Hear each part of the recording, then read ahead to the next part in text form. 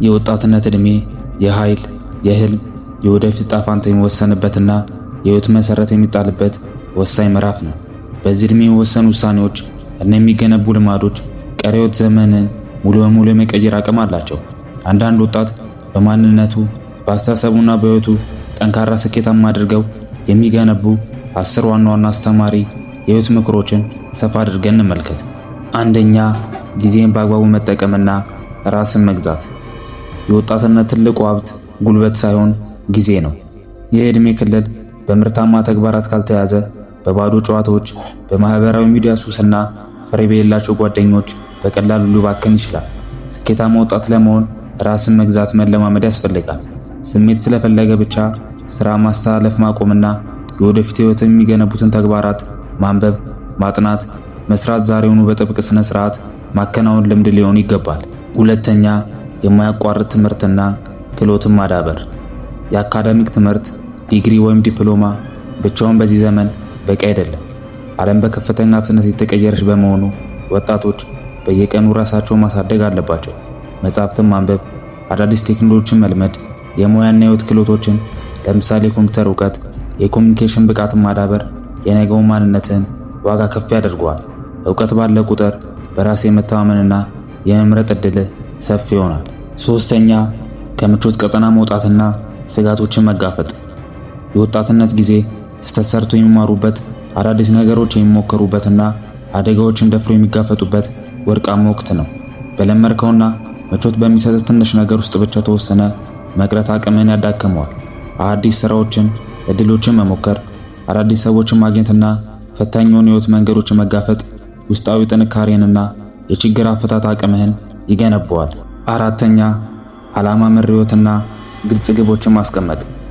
አቅጣጫ የሌለው መርከብ የትም እንደማይደርስ ሁሉ ግልጽ ግብ የሌለው ወጣትን የህይወት ማዕበል ወደ መራው ነው የሚሄደው። በህይወትህ ምን መሆን ትፈልጋለህ? በ3 በ5 እና በ10 ዓመት ውስጥ የት መድረስ ትሻለህ የሚለውን በግልጽ አስቀምጥ። ግቦችን በየቀኑ ልታደርጋቸው ወደ ምስላቸው ትንሽ ተግባራት በመቀየር ወደፊት መጓዝ የህይወት ትርጉምና ስርዓት እንዲኖሩ ያደርገዋል። አምስተኛ፣ ስሜትን መቆጣጠርና ስነ ልቦናዊ ጥንካሬ። በወጣትነት ዕድሜ ውስጥ የሆርሞን ለውጦች፣ የፍቅር ግንኙነት ፈተናዎች፣ የቤተሰብ ግፊቶችና የማንነት ፍለጋ ውጥረቶች ያጋጥማሉ። ለእነዚህ ሁኔታዎች በስሜት መነዳት፣ ለምሳሌ በንዴት፣ በጥላቻ ወይም በተስፋ መቁረጥ ህይወትን ያበላሻል። ስሜትን በአግባቡ መረዳትና መቆጣጠር ኢሞሽናል ኢንተለጀንስ መቻል ትልቅ ብስለት ነው። በተጨማሪም በህይወት ውድቀት ወይም ክደት ሲያጋጥም ተስፋ ሳትቆርጥ ፈጥነህ የመነሳት አቅምህን ማዳበር አለብህ። ስድስተኛ፣ አዎንታዊና አርአያ የሆኑ ሰዎችን መምረጥ። ጓደኛ ንገረኝ ማንነትን እነግርሃለሁ እንደሚባለው በዙሪያ ያሉ ሰዎች ያንተን የወደፊት ህይወት ይወስኑታል። ዓላማ የሌላቸው ሱሶች ውስጥ ያሉና ሁልጊዜ ያሉታዊ ነገር የሚያወሩ ጓደኞችን መራቅ ወሳኝ ነው። ይልቁንም ካንተ የተሻለ እውቀት ያላቸውን የሚያበረታቱህንና በህይወታቸው ስኬታማ የሆኑ አርአያዎችን መቅረብና ምክራቸው መስማት የህይወት መንገድን ያሳጥረዋል። ሰባተኛ፣ የሥራ ክብርና ጠንክሮ የመስራት ባህል። በአቋራጭ ወይም ያለምንም ጥረት በአንድ ጀንበር ባለሀብት ወይም ስኬታማ ለመሆን መመኘት የወጣቶች ዋነኛ ፈተና ነው።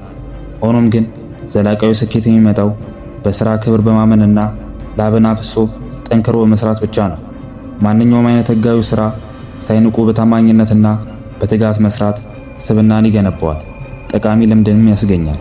ስምንተኛ፣ ጤናማ የኑሮ ዘይቤና የአካል እንክብካቤ። በዛሬ በወጣትነት ለአካል የምታደርገው እንክብካቤ የነገው እርጅና ዘመን ዋስትና ነው። በወጣትነት የማይጠፋ መስሎ በመታለል አካልን የሚያደክሙ ሱሶች፣ ማጨስ፣ መቃም፣ አልኮል መጠጣትና ያልተስተካከለ እንቅልፍ ልምድ ውስጥ መግባት የወደፊት አቅምን ያመክነዋል። በቂ ስፖርታዊ እንቅስቃሴ ማድረግ፣ ጤናማ ምግቦችን መመገብና አእምሮን ከጭንቀት መጠበቅ ለረጅምና ፍሬያማ ህይወት ወሳኝ ናቸው። ዘጠነኛ፣ የገንዘብ አያያዝ ጥበብን ቀድሞ መማር። ብዙ ወጣቶች ገንዘብ ሲያገኙ ወዲያውኑ ለቅንጦት አልባሳትና ለደስታ ማሳደጃ ማዋል ይቀናቸዋል።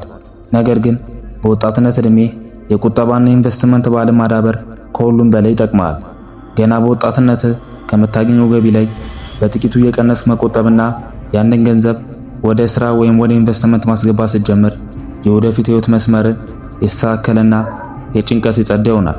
አስረኛ፣ የራስ እሴትና የሞራል መርሆችን መጠበቅ። ጥሩ ስብዕናና የሞራል ልዕልና የሌለው ስኬት ባዶ ነው።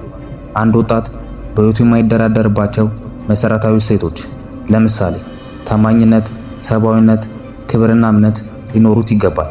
በጊዜያዊ ጥቅም ወይም በሰዎች ግፊት የራስን መራ አሳልፎ አለመስጠትና ሁልጊዜ እውነተኛ ማንነትን ይዞ መገኘት በሰዎች ዘንድ የላቀ ከበሬታን ያስገኝልሃል፣ ውስጣዊ ሰላምህን ይጠብቅልሃል። እነዚህን 10 መርሆች የዕለት ተዕለት ሕይወት መመሪያ በማድረግ የወጣትነት ጊዜህን ለነገው ትልቅ ማንነትህ አስተማማኝ መሰረት መጣያ ተጠቀምበት። በስተመጨረሻም ቪዲዮ ከተመቻችሁ ላይክ ማድረጉን እንዳትረሱ። ሐሳብ አስተያየታችሁን ኮሜንት ላይ አሳውቁኝ። መልካም ቀን።